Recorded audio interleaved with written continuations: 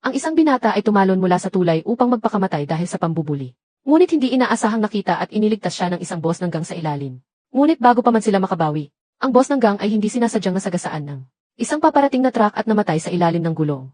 Ngunit ang kakaiba ay, ang kaluluwa ng boss ng gang ay nagpalit sa katawan ng binata, na naging dahilan upang maging isang estudyante ng high school. Ang boss ng sindikato ay nakatingin sa mukha sa harap niya, iniisip na panaginip lang ito. Ngunit sa sandaling iyon, narinig niya ang ingay ng kanyang mga tauhan sa labas ng pinto. Akala ng mga tauhan na pinatay ng binata ang kanilang boss, kaya pinuntahan nila ito. Gusto nilang humingi ng paliwanag at agad siyang binugbog ng husto. Sa oras na iyon, nagising ang boss ng sindikato na si Diba. Doon niya lang napagtanto na hindi pala siya nananaginip. Agad siyang hinila ng 2 tauhan sa harap ng lamayan. Pinilit nilang humingi ng tawad ang binata sa kanilang boss. Pero nang makita ni Diba ang kanyang litrato, hindi niya matanggap ang katotohanan. Galit niyang itinumba ang mga gamit sa mesa. Pilit ipinaliwanag ni Diba sa mga tauhan ang kanyang pagkatao. Ngunit inakala nilang walang utang na loob ang binata at pinangaralan pa siya. Mabuti na lang at pinigilan sila ng pinuno ng gang.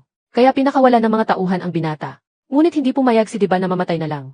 Pumunta siya sa morgue at nakita ang kanyang bangkay. Gusto niyang ibalik ang kanilang mga kaluluwa. Ngunit inakala ng forensic doctor sa tabi niya na nanggugulo ang lalaki. Kaya't pinaalis niya ito.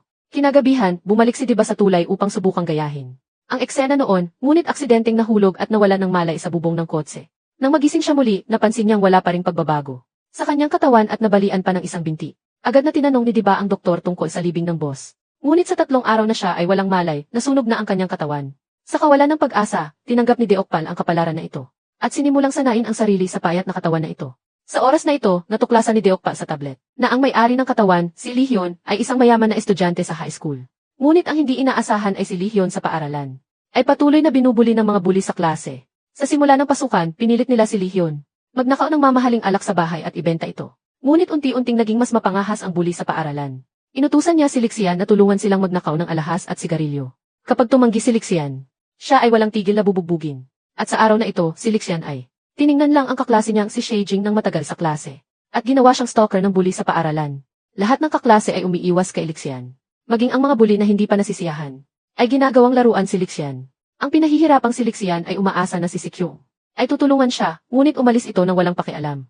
Ngayon, nang makita ang diary ni Lixian, galit na pinunit ni Diba ang tablet at nagpa siya na ipaghiganti siya. Gusto kong pumasok sa eskwela, ipahiram mo sa akin ang katawan mo. Pero para pagbalik mo, makapamuhay ka ng normal.